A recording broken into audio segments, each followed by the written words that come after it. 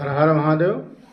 अक्सर देखा जाता है कि एक घर पे लगातार कई पीढ़ियां निवास करती हैं और देखा जाता है कि वो पीढ़ियां धीरे धीरे गरीबी की ओर अग्रसर होती हैं। इसका जानते हैं मूल कारण क्या है? कि जिस घर में रहते हैं वास्तु देवता की एनर्जी 100 साल, 80 साल, 70 साल तक उस घर की जो एनर्जी होती है वो केवल अधिकतम 70 साल तक रहती है। मतलब 3 पीढ़ियां ज़्यादा, बाबा, दादा और आप, 3 पीढ़ियां तक वो घर अपनी एनर्जी को बना के रखती है। उसके बाद उसकी एनर्जी समाप्त हो जाती है। जो लोग उस घर के बाहर चले जाते हैं वो तो आगे बढ़ जाते हैं, लेकिन जो उस घर में ही रहते हैं वो गरीबी के पावदान पर धीरे धीरे चलते चलते एक दिन एकदम नीचे आ जाते हैं।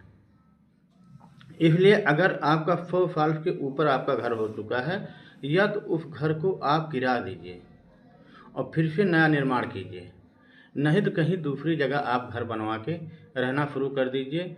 आपकी आने वाली संतानें जो होंगी वो विकास करेंगी, आगे बढ़ती हुई चली जाएंगी। इसमें होता क्या है कि जो बृहस्पति होता है वो डिसबैलेंस हो जाता है, आपके घर की एनर्जी ख़त्म हो जाती है।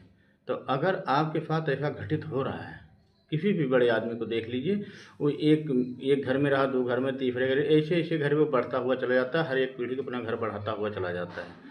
तो अगर आपके घर में रहने की लगभग 100 साल या उसके अंदर कई पीढ़ियाँ उसमें रह रही हैं, तो आप प्रयास कीजिए कि कहीं अलग बना के रखिए या घर से बाहर कहीं जाके निवास करिए, तब तो आपका विकास होगा।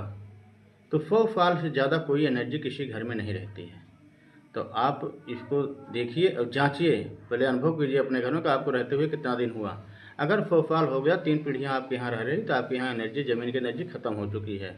तो उसमें आपको भूत प्रेत देव भर की नेगेटिव एनर्जी आपको मिलेंगी। उसके बाद आप ये कहेंगे मेरा विकास नहीं हो रहा, पता नहीं क्या हो गया, कैसे हो गया। तो उसमें किसी चीज़ या भगवान की क्रूरता का कोई उसमें वो नहीं है, उसमें केवल आपके घर की ज़मीन की एनर्जी की बात है। तो किसी दोष देने के बजाय खुद अपने दोष को पहचानिए, उस ज़मीन को छोड़िए या उस ज़मीन को एनराइज कीजिए। अगर नहीं बना पाते हैं तो उस जिस घर में रह रहे हैं उसको एनराइज कीजिए।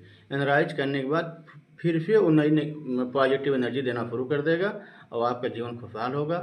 आप विकास तरफ अग्रसरित होंगे, अच्छा काम करेंगे, आपके बच्चे आगे जाएंगे, आपका परिवार खुशहाल रहेगा।